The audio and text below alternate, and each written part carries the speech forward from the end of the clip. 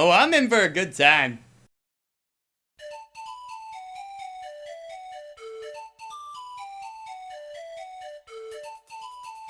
Now, I'm sure as many of you know, I love me some platformers. They're very easy to get into and are a lot of fun.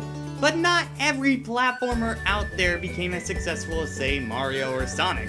Some just kind of fell to the wayside, such as this little guy here, Klonoa. So Klonoa was a platformer that was released on the PS1 in 1998. He ended up getting a sequel on the PS2 later on, but besides a few spin-off games on the Game Boy Advance, these are the only two big titles this guy has. The only other time he came back was for a remake of the first game on the Wii in 2009. But other than that, this guy didn't get much time in the sun. Though if you want to try it out for yourself, you can get the first game on the PSN store. Why am I not looking at a physical copy? Because of that. Now, I've known of Klonoa for a very long time, but I've never actually played the series until now. So how does it hold up? Let's find out.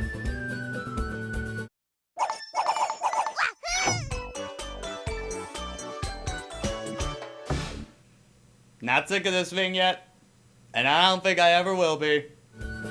So our story begins with Klonoa, who is, what is he? Is he a rabbit? A cat? An animaniac?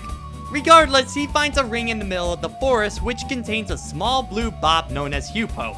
The two become friends. Then something crash lands onto a mountain nearby and they go to investigate. Turns out there's an evil man named Gaudius who wants to unleash a monster onto the world that's locked in the Moon Kingdom to destroy the world. Which includes himself. Not the sharpest tool in the shed. Assisting him is Joka, who pretty much just summons all the bosses for you to fight throughout the game. And now it's up to Hupo and Klonoa to stop them. The plot is very simple and straight to the point. While there isn't much story here, the game does have an overabundance of charm and cuteness to get by. For most of the game. Without spoiling too much, the last act of the game just suddenly nosedives into a much darker feeling in the game that really comes out of nowhere. Here's the thing, I'm okay with a plot getting darker if it enhances the story. But here, it feels so out of place with a plot that's paper thin, it just comes off as incredibly off-putting. Luckily, the presentation makes up for the lackluster story. The game constantly keeps up a young, whimsy motif the entire time, and it makes it feel like a children's story, and it's great. Levels all have their own themes and stand out from each vision. The sprite work also holds up really well. Klonoa is so fluent as well as his enemies, and it looks very pleasing to the eye. The music is also great. Many carry that free kid nature of the game, especially that first level and the jingle on the title screen. The boss music is also fantastic and really exciting for most of them. Now, most of the game is given with grunts, such as when dialogue is happening, except for the Wii remake, where they have full-on voice acting, and I agree with many others. Keep it on the Japanese track to get the regular grunts. If you're playing with the English cast, it's pretty cringeworthy. I was on my way to see the chiefess of Forlock, on official business for the kingdom. 10 out of 10 acting here, people. Just gold. Gold! And there's just something more charming about the grunts to me. It's kind of like Animal Crossing talk. So Klonoa still holds up with its presentation, but how is the gameplay after all this time? So Klonoa is a 2.5D platformer.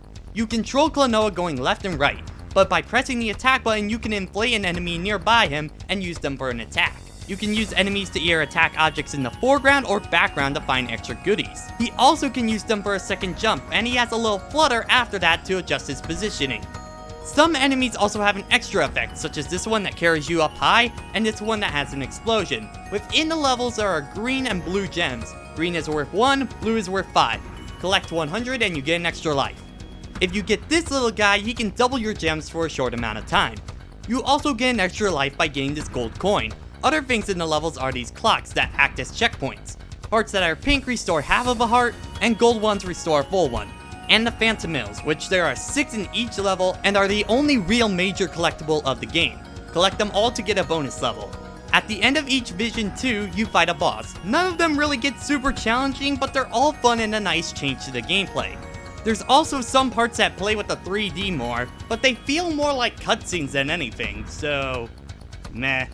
So let's float on to what I liked about Klonoa. Klonoa has two major things going for it, the cuteness and the charm. Yes, I am a grown man saying this and I feel no shame whatsoever because it's true. This game has so much charm in it and you really can't help but have a smile on your face for a majority of the game. The platforming is tight and solid and Klonoa controls very well. The whole 2.5D thing is implemented very well. Even after all this time, I was impressed to see how well the game held up, and how playable it is even by today's standards. And the music once again is so freaking happy you can't help but feel great while playing this. But sadly, even that amount of charm can't help this game from its faults. Now while I did have my fun with Klonoa, there are a lot of things that drag this game down for me. For one, as I stated, the game just gets dark near the end for virtually no reason, and I feel like the game is trying to be more than it is, but with this kind of plot, it just comes out flat out dumb by the end, and really took me out of the experience. Next is the one part of Klonoa's control I learned to hate, his float jump.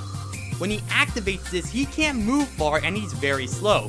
Most of the time I ended up getting hit in the middle of my flutter jump, which caused knockback and killing me. And the float only can activate when you hold the button down for a long enough time. While I did praise the level design, that's only for the first 4 worlds of the game.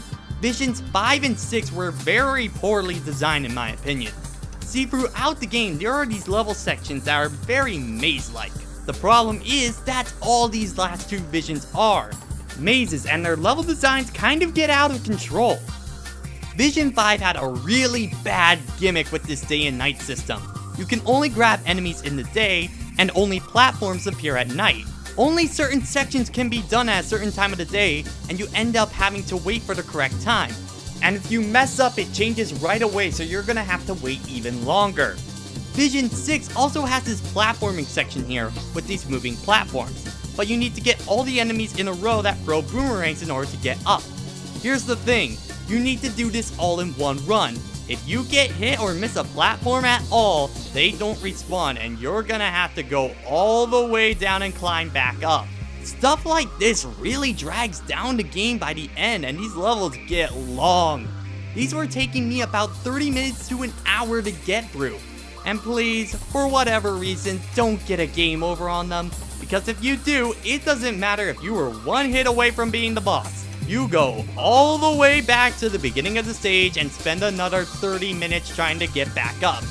These levels really feel like padding in order to make the game longer, and the game isn't that long to begin with, only clocking in at about 4 hours. Not to mention there's nothing to do after you beat the game, so there's not really an incentive to keep playing after the final boss has been slain.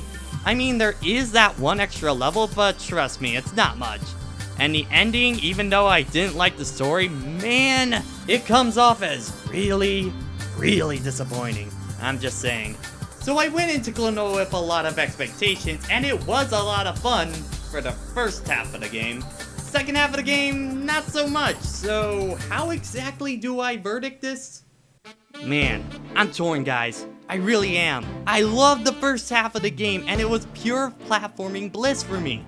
But the second half of the game really shows its ugly side, and left me with a bad taste in my mouth. It's like this game is 2 different games put into one, and I only enjoyed one half of it. So how do I go about making a recommendation for this game? Well, for me, I classify Klonoa as just average. I guess if you can get it for cheap or borrow it from a friend, I'd say give it a shot. But don't pay more than $8 for this, especially not the price that the disc goes for. I feel like I could give Klonoa a better recommendation about 5 years ago. Here's what I mean. Nowadays there are 2D platformers everywhere, and there's so many great ones. Shovel Knight, Shantae and the Pirate's Curse, Super Meat Boy, and many others. When there's so many of these great 2D platformers, Klonoa just kind of falls short. So I can only recommend it if you're really curious. Otherwise, not much here. Sorry, little guy. I'm kinda bummed. I was expecting a really fun time with this title, but I just felt so mixed by the end of it. But I am willing to give Klonoa 2 a shot as I want to see if they improve the formula. But that's for another time. Anyway, I'm getting kind of sleepy, so I'll see you guys later.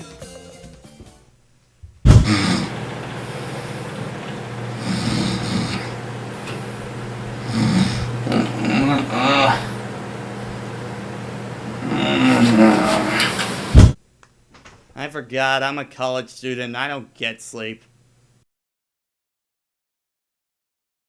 Hey everyone, thanks for watching. If you liked the video, like the video down below so I know you liked the video. Anyway, if you want to see more of my stuff, check out the Sly Cooper Marathon on the left or the Luigi's Mansion review on the right. If you want updates, check out my Facebook and Twitter because I update them quite frequently. Or if you want to support me directly, check out my Patreon where I give you behind the scenes look at different videos and a lot of other rewards. Which, by the way, thanks to Soul Ninja Star for being my top patron. Thank you, dude, you're awesome. I would also like to thank all the people that watched me play this game on Twitch. I do try to stream whenever I can, so if you want to see me stream, check me out on Twitch. Anyway, I'm gonna go get some rest. I can get rest, but not sleep. That is allowed in college. I'll see you guys next time.